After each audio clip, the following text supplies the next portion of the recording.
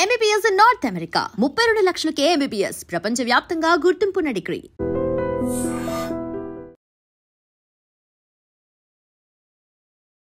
Hi hello నమస్తే, welcome back to iDream media. BRICS సదస్సు, BRICS meetings, BRICS conference, ఇలా మనం చిన్నప్పటి నుంచి న్యూస్లో వింటూ ఉంటాం ఈ బ్రిక్స్ అనే దాని గురించి. అయితే ఎంతమందికి తెలుసు ఈ బ్రిక్స్ అనేవి 5 కంట్రీస్ అండ్ అవన్నీ కూడా ఎందుకు ఫామ్ అయ్యాయి, ఎలా ఫామ్ అయ్యాయి, ముఖ్యంగా ఈ బ్రిక్స్ అనగానే ట్రంప్ అనే పర్సన్ భయపడతాడు అనే విషయం, ఇలా ఎన్నో ఒక జియో పొలిటికల్ నాలెడ్జ్ని మన ముందుకు తీసుకొస్తున్నారు ప్రొఫెసర్ రవీందర్ రైనా గారు. సార్తో మాట్లాడదాం చాలా క్లియర్గా. నమస్కారం సార్. నమస్తే అండి విరాట్ గారు. జియో పొలిటికల్ విషయాలు ఎన్నో తెలుసుకోవాలని చెప్పేసి మన ఆడియన్స్, మన సబ్స్క్రైబర్స్ ఎప్పటి నుంచో అడుగుతూ ఉన్నారన్నమాట. ముఖ్యంగా ట్రంప్ తీసుకునే డెసిషన్స్ అనేవి జియో పొలిటికల్ న్యూస్ని ఇంకొంచెం ఇంట్రెస్టింగ్గా మార్చాయి ఈ మధ్యకాలంలో. టారిఫ్ వార్ అనేది ఒకటి క్రియేట్ చేశాడు. దేశాల మీద తనకు నచ్చిన పర్సెంట్ వేసుకుని టారిఫ్ని వెళ్ళిపోతూ ఉన్నాడు. అయితే దానికి ఒక ఛాలెంజ్గా ఒక రివర్స్ సైకాలజీ యూజ్ చేస్తూ ఇండియా ముఖ్యంగా బిగ్ రోల్ ప్లే చేస్తూ ఇప్పుడు కొన్ని డెసిషన్స్ తీసుకుంటుంది కొన్ని కంట్రీస్తో కలిసి. దాంట్లో బ్రిక్స్ అనే దానికి చాలా క్రూషియల్ రోల్ ఉందని, నెక్స్ట్ ఫ్యూచర్ అంతా ఈ బ్రిక్స్ కంట్రీస్దే అని చెప్పేసి అనలిస్టులు చెప్తా ఉన్నారు. అయితే ఈ బ్రిక్స్ అంటే ఏంటి, దీని గురించి క్లుప్తంగా ఇన్ఫర్మేషన్ మన ఆడియన్స్కి ఇస్తారా? తప్పకుండా విరాట్ గారు. బ్రిక్స్ అనేది యాక్చువల్గా 2009 నుండి స్టార్ట్ అయిందండి. అది ఓకే. 2009 కంటే ముందు గోల్డ్మ్యాన్ సాక్స్లో పనిచేసే జిమ్ కానల్ అని ఒక ఎకానమిస్టు, అతను ఎమర్జింగ్ పవర్ఫుల్ ఎకానమీస్ ఏమున్నాయి, ఈ ప్రపంచ యొక్క ఆర్థిక ఆర్డర్ని, ఆ ప్రపంచ శక్తులను ఏ రకంగా మారుస్తాయి, ఏ దేశాలు ఎమర్జింగ్గా వస్తున్నాయి, అవి ఒకవేళ వచ్చినట్టయితే ప్రపంచంలో ఉన్నటువంటి ప్రస్తుత ఆర్థిక స్ట్రక్చర్స్ని ఏ రకంగా చేంజ్ అవ్వకుండా వస్తాయని ఎస్టిమేషన్ జరుగుతూ వస్తున్నది. ఎప్పటి నుండి? దాదాపు 2001-2002 నుండి. సో ఆ యొక్క ఎక్సర్సైజ్ అనేది, ఎకనామిస్టులు చేసిన ఎక్సర్సైజ్ అనేది దాదాపు 2001 నుండి 2008-2009 వరకు టైం పట్టింది అన్నట్టు. అంటే ఈ మధ్య కాలంలో ఈ బ్రిక్స్ అంటే ఏంటి అసలు? యాక్చువల్గా బ్రిక్స్ అంటే Brazil, B stands for Brazil, R stands for Russia, okay, I stands for India, C stands for China and S stands for South Africa.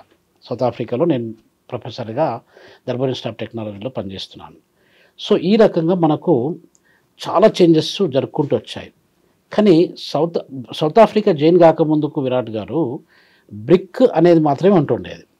అంటే 2009 వరకు అసలు బ్రిక్ అనేది మాత్రమే, అంటే Brazil, Russia, India, China only ఉంటుండేది. కాకపోతే వాళ్ళు ఆఫ్రికా యొక్క ఇంపార్టెన్స్, వాళ్ళకు అవసరము, ఆఫ్రికా దేశాల నుండి ఒక కంట్రీని మనం తీసుకోవాలి, ఆఫ్రికా లేకపోతే మనకు ప్రపంచానికి ఫ్యూచర్ లేదు. ఎందుకంటే ఆఫ్రికాలో చాలా రిసోర్సెస్ ఉన్నాయి. ఆ రిసోర్సెస్ని మనం ట్యాప్అప్ చేసుకోవాలంటే ఆఫ్రికా నుండి ఒక్క మెంబర్ని తీసుకోవడము అవసరము అని చెప్పి గుర్తించారు. గుర్తించి దాంట్లో సౌత్ ఆఫ్రికాని పికప్ చేసుకున్నారు. ఎందుకు పికప్ చేశారంటే సౌత్ ఆఫ్రికా దాదాపు 20 సంవత్సరాల కింద కూడా మొత్తం ఆఫ్రికా దేశాలలో 54 దేశాలు ఉన్నట్టయితే south Africa was the number 1 economy. Okay. అప్పుడు దాని తర్వాత నైజీరియా దాదాపు ఒక 10-15 సంవత్సరాల కింద నైజీరియా నంబర్ 1 అయింది. మళ్ళీ నైజీరియా బికమ్ నంబర్ 4, నంబర్ 5 స్థానంలో ఇప్పుడు ఉంది. ఇప్పుడు south Africa become number 1 again. So ఆ రీజన్స్ వల్ల, అంటే 2008-2009 ఆ రేంజ్లో కూడా south Africa was the number 1 economy African continent మొత్తం మీద. సో ఈ రీజన్ వల్ల ఏ కంట్రీని తీసుకుంటే బాగుంటుందంటే ఇమ్మీడియట్గా వాళ్ళకి సౌత్ ఆఫ్రికా అనిపించింది. అదొకటి. రెండోది ఏంటంటే విరాట్ గారు, సౌత్ ఆఫ్రికా ఎస్ యాడ్ చేయడం వల్ల బ్రిక్స్ అయిపోయింది. అది కొంచెం రిథమిక్గా మారింది. అబ్రివేషన్ అనేది కొంచెం మంచి ఒక మీనింగ్ఫుల్, దానికి ఇప్పుడు మనం బ్రిక్స్ను బిల్డింగ్ కట్టేటప్పుడు బ్రిక్స్ను యూజ్ చేస్తాం కానీ బ్రిక్ ఒకటి యూజ్ చేయం కదా, అదొకటి మారింది. రెండో విషయం ఏంటంటే, చాలామందికి తెలియని విషయం ఏంటంటే, ఈ కంట్రీస్ ఇప్పుడు 5 కంట్రీస్ ఉన్నాయి కదా, ఆ 5 కంట్రీస్ కరెన్సీస్ కూడా ఆర్తో స్టార్ట్ అవుతుంది. ఓకే. ఆర్ అంటే ఇండియాలో రూపియా అంటారు కదా, చైనాలో రెనమింబి అంటారు, తర్వాత సౌత్ ఆఫ్రికాలో ర్యాండ్ అంటారు, రష్యాలో రూబుల్ అంటారు, తర్వాత బ్రెజిల్లో రియల్ అంటారు, బ్రెజిల్ రియల్ అంటారు. సో ఇట్లా ఇది కూడా ఒకటి. అంటే అది వాళ్ళు ఇది ఆలోచించకపోవచ్చు, కాకపోతే ఇప్పుడు ఉన్నటువంటి కాంటెక్స్ట్లో చూసుకున్నట్టయితే అది కూడా ఒక రిథమిక్గా మనకు ఒక మీనింగ్ఫుల్ వేలో మనకు ఒక ఆర్తోని కరెన్సీ స్టార్ట్ అవుతున్నది కూడా ఒకటి వచ్చిందనమాట. అయితే ఈ బ్రిక్స్ కంట్రీస్కి అమెరికా ఎందుకు భయపడుతుంది? జస్ట్ అవి నెక్స్ట్ లార్జెస్ట్ ఎకనామీ అవుతాయి అని ఒక రీజన్ ఇంకేమైనా ఉన్నాయా? ఒకటి, ఇప్పుడు ఈ 5 కంట్రీస్ ప్రైమరీ కంట్రీస్ అండి. 2009, 2010 ఏప్రిల్ నుండి సౌత్ ఆఫ్రికా జాయిన్ అయిపోయింది. జాయిన్ అయిపోయిన తర్వాత ఈ బ్రిక్స్ కంట్రీస్ 2010 నుండి 2023 వరకు కూడా 2023-24 వరకు అవి 5 కంట్రీస్ మాత్రమే డామినెంట్గా వర్క్ చేస్తూ వచ్చాయి. మొత్తం పాపులేషన్ తీసుకున్నట్టయితే ఇప్పుడు China, India 2 largest populated countries. అంటే ఇండియన్స్ ప్రతి 100 మంది ప్రపంచ జనాభాలో 100 మందిని తీసుకున్నట్టయితే దానిలో 18 మంది ఇండియన్సే. సో ఆ రకంగా చైనీస్ వాళ్ళు కూడా ఆల్మోస్ట్ 18 మంది ఉన్నారు. 36 మెంబర్స్ మన 2 కంట్రీస్ నుండి వస్తున్నారు. బ్రెజిల్లో ఒక 220 మిలియన్ పీపుల్ బ్రెజిల్లో ఉన్నారండి. రష్యాలో ఒక 145-146 మిలియన్ల పీపుల్ అక్కడ ఉన్నారు. సౌత్ ఆఫ్రికాలో 62 మిలియన్ పీపుల్ ఉన్నారు. సో ఈ రకంగా చూసుకున్నట్టయితే ఏమవుతుందంటే పాపులేషన్ పరంగా దాదాపు more than 40% of the people of the world are centered within this BRICS countries అండి. అది నెంబర్ 1. నెంబర్ 2, మీకు ఒక 2 years బ్యాక్ ఎస్టిమేషన్లు చూసుకున్నట్టయితే G7 కంట్రీస్ అని మీరు విని ఉంటారు. గ్రూప్ ఆఫ్ 7 కంట్రీస్ అంటే అన్ని రిచ్ కంట్రీస్ అవి. జర్మన్ కావచ్చు, ఫ్రాన్స్ కావచ్చు, ఇటలీ కావచ్చు, అమెరికా కావచ్చు, యూకే కావచ్చు, ఇట్లాంటి కంట్రీస్ని G7 కంట్రీస్ అని చెప్తారు ఉంటారు. కెనడా కావచ్చు.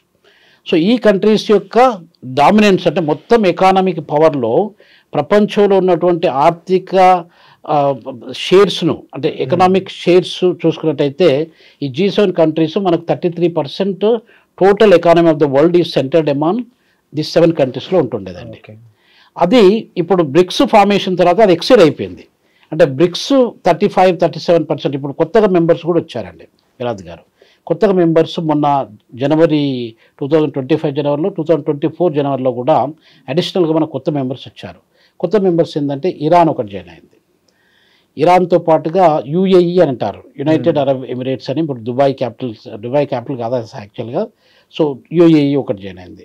ఇథియోపియా ఒకటి జాయిన్ అయింది, ఆఫ్రికన్ కంట్రీ. తర్వాత ఈజిప్ట్ కూడా ఒకటి జాయిన్ అయిపోయింది. సో ఇట్లా కొత్త కంట్రీస్ రావడం వల్ల ఇండోనేషియా కూడా మొన్న జాయిన్ అయిపోయింది. సో ఇవి అంటే ఈ 10 కంట్రీస్ ఇప్పుడు దాన్ని అందుగురించే బ్రిక్స్ ప్లస్ కంట్రీస్ అని అంటున్నామండి. ఈ బ్రిక్స్ ప్లస్ కంట్రీస్ కాకుండా ఇంకా 40 దేశాలు వెయిట్ చేస్తున్నాయి అసలు. యాక్చువల్గా నైజీరియా వెయిట్ చేస్తుంది, చాలా కంట్రీస్ వెయిట్ చేస్తున్నాయి. అంటే ఇక్కడ ఏం జరుగుతుందంటే విరాజ్ గారు, ప్రపంచంలో మీకు 1871 నుండి గత 153-154 సంవత్సరాల నుండి అమెరికా ఒకటే ప్రపంచంలో అతిపెద్ద ఆర్థిక వ్యవస్థ. ఆ డామినెన్స్ అనేది కంటిన్యూ కొట్టొచ్చింది. మనకు ఇక బ్యాలెన్స్ ఆఫ్ పవర్, వరల్డ్లో బ్యాలెన్స్ ఆఫ్ పవర్ అనేది ఏది లేదు. రష్యా ఉంటుండేది. మీరు ఇంతకుముందు USSRని తీసుకున్నట్టయితే union of Soviet socialist republic అని 1990 వరకు దాదాపు 1920 నుండి 1990 వరకు ఒక 60-70 సంవత్సరాల పాటు USSR అనేది ఉండి USSR గట్టి స్టఫ్ కాంపిటీషన్ అమెరికాకి ఇస్తుండేది. దాన్నే మనం కోల్డ్ వార్ అంటాం. ఇప్పుడు కోల్డ్ వార్ అయిపోయింది. అది USSR బ్రేక్ ఇంటూ 15 పీసెస్ అయిపోయింది. ఇప్పుడు దాని పవర్ఫుల్ శక్తి, దాన్ని ఎదిరించే శక్తి ప్రపంచం ఏది లేకుండా అయిపోయింది. అందుగురించే ఈ బ్రిక్స్ ఫార్మేషన్ వచ్చింది. ఈ బ్రిక్స్ ఫార్మేషన్ వచ్చినప్పుడు ట్రంప్ షేక్ అయిపోతున్నాడు. అమెరికా వణికిపోతుంది అన్నమాట. ఎందుకంటే ఈ ఆర్థికంగా, పొలిటికల్గా, పాపులేషన్ వైజ్గా, ఏరియా సైజ్ కూడా మనమంతా వీఆర్ ద డామినెంట్ పవర్. ఈ బ్రిక్స్ అనేది మొత్తం ప్రపంచాన్ని, ఈ ట్రంప్ ఒకరికి కాదు, డెవలప్డ్ కంట్రీస్ దాదాపు 25% డెవలప్డ్ కంట్రీస్ ఉన్నాయి మన దేశంలో. అంటే డాలర్ని కాదని ఈ మీరు చెప్పిన ఈ బ్రిక్స్ నెగ్గగలదంటారా? ఈ ముఖ్యంగా ఎకనామికల్ వేలో విరాజ్ గారు ఎలా ఉంటుందంటే, ఇప్పుడు మీకు నేను చెప్పిన ఫస్ట్ పాయింట్ ఏంటంటే అమెరికా డామినెన్స్కు అంతకంటే ఎక్కువగా అమెరికా మొత్తం ఆర్థిక వ్యవస్థ 30% ఉన్నట్టయితే ఇవన్నీ కలిస్తే మీకు 35% 2 years బ్యాక్ ఉంటుండేది. ఇప్పుడున్న 10 కంట్రీస్ని కలుపుకున్నట్టయితే దాదాపు 40-43% ఎకనామిక్ పవర్ అనేది ఈ కంట్రీస్లో వచ్చింది. ఇప్పుడు బ్రిక్స్ బ్లాక్లో చూసుకున్నట్టయితే BRICS block is the most powerful block in the whole world అండి. అలాంటప్పుడు America is losing its ground కదా. సో కాబట్టి అది చాలా కొత్త డెవలప్మెంట్ అనమాట. సో దాంతో ట్రంప్ గారికి కానీ, ట్రంప్ అసోసియేట్స్ ఎవరైతే ఉన్నారో, ఫ్రాన్స్కి అదే పరిస్థితి, జర్మనీకి అదే పరిస్థితి, ఇటలీకి అదే పరిస్థితి, యూకేకి అదే పరిస్థితి, కెనడాకు, ఆస్ట్రేలియాకి, కంట్రీస్ అన్నిటికీ అదే పరిస్థితి. సో కాబట్టి వీటిని మనం ఏ రకంగా అయినా కూడా డివైడ్ చేయాలి, ఏ రకంగా అయినా కూడా వాటిని సప్రెస్ చేయాలి. అనే ఉద్దేశంతో అది ఒకటి జరుపుకుంటూ వస్తుంది. ఇంకొక క్వశ్చన్ మీరు ఏదో డాలర్ గురించి అడిగారండి. విరాజ్ గారు, డాలర్ అనేది dominant currency in the whole world అండి. ఇప్పటికి కూడా ఈ 2025 వరకు కూడా ఎప్పటి నుండి జరుగుకుంటూ వస్తుందంటే, మనకు వరల్డ్ వార్ II జరిగిన తర్వాత ఈ IMF, వరల్డ్ బ్యాంక్ అనేది ఫామ్ అయిన తర్వాత మనకు డాలరైజేషన్ అనేది స్టార్ట్ అయిపోయిందండి. ఇప్పుడు ఈ రోజు కూడా 67% of total foreign currency reserves, foreign currency transactions అనేది డాలర్ రూపంలోనే జరుగుతున్నాయి. సో ఇప్పుడు అది మార్చడం కోసం చాలా, అంటే యూపీఐని కూడా వేరే దేశాలు తీసుకురావడం అలాంటి చాలా చాలా చేస్తూ ఉన్నారు డిజిటల్ మనీని. మరి ఇవి ఏమైనా వర్కౌట్ అయ్యడానికి స్కోప్ ఉందా? సో అందు గురించి డాలరైజేషన్ను ఈ ఆఫ్రికాలో చాలా కంట్రీస్ ఉన్నాయండి. ఇప్పుడు జింబాబ్వే ఉందనుకోండి, జింబాబ్వేతో పాటు నైజీరియా ఉంది, రకరకాల దేశాలు ఉన్నాయి. ఆ కంట్రీస్ కూడా మాకు డాలర్స్ వద్దు, మా కరెన్సీ కావాలి, లేకపోతే బ్రిక్స్ అనేది ఒక కరెన్సీని స్టార్ట్ చేసినట్టయితే వీఆర్ రెడీ టు యాక్సెప్ట్. ఎందుకంటే బ్రిక్స్ డెవలపింగ్ కంట్రీస్కి, అంటే గ్లోబల్ సౌత్ అంటారు కదండి, గ్లోబల్ సౌత్ కంట్రీస్ అని చెప్పి మనకు కాన్సెప్ట్ ఉంది. అంటే developing countries of the world అనేది ఒక group, developed countries of the world అనేది ఇంకొక గ్రూప్. ఈ రెండు కంట్రీస్ని, ఈ కేటగిరీస్ని రెండింటిని చూసుకున్నట్టయితే ఎవరికి సపోర్ట్ చేస్తాయి? Africa countries. ఆఫ్రికాలో ఏది డెవలప్డ్ కంట్రీ కాదు ఇంతవరకు. సో సపోర్ట్ చేయాల్సింది ఈ యొక్క పెద్ద గ్రూప్, బ్రిక్స్ గ్రూప్ మాత్రమే సపోర్ట్ చేస్తాయి. కాబట్టి డాలర్ మాకు వద్దు అనే కాన్సెప్ట్ స్ట్రాంగ్గా డెవలప్ అవ్వకుంటూ వచ్చిందండి. ఈ మధ్యన ఇప్పుడు ట్రంప్ చేసినటువంటి కొత్త నిర్ణయాల వల్ల ఆ డాలర్ మాకు వద్దు, మీరు టారిఫ్స్ ఇంపోజ్ చేస్తారా, మీతో మేము ట్రేడ్ రిలేషన్ కంప్లీట్గా కట్ చేసుకుంటాం, మేము కావాలంటే రూపీస్లో పే చేస్తాం, మేము డాలర్లు ఎందుకు పే చేయాలి అన్న కాన్సెప్ట్ డెవలప్ అవ్వకుండా వచ్చింది. దాన్ని డీడాలరైజేషన్ అని చెప్పి అంటూ ఉంటారండి. సో దానివల్ల మనకి ఇప్పుడు ఈ యూకే పౌండ్ ఉంది, యూకే పౌండ్, యూరో, ఈ జపనీస్ యెన్, ఈ 4 కరెన్సీని చూసుకున్నట్టయితే ఇంటర్నేషనల్ ఎక్స్చేంజ్, ఫారిన్ ఎక్స్చేంజ్ మార్కెట్లో అమెరికా ఒక్కటే డామినెంట్ రోల్ ప్లే చేస్తుంది. ఆ డామినెన్స్ని మనం తగ్గించడానికి ఈ బ్రిక్స్ న్యూ కరెన్సీని తీసుకొస్తుంది. Wonderful sir. అండ్ బ్రిక్స్ గురించి, అలాగే బ్రిక్స్ తీసుకొచ్చే లేటెస్ట్ అప్డేట్ గురించి కూడా మాతో షేర్ చేసుకున్నందుకు thank you so much sir. Thank you very much అండి.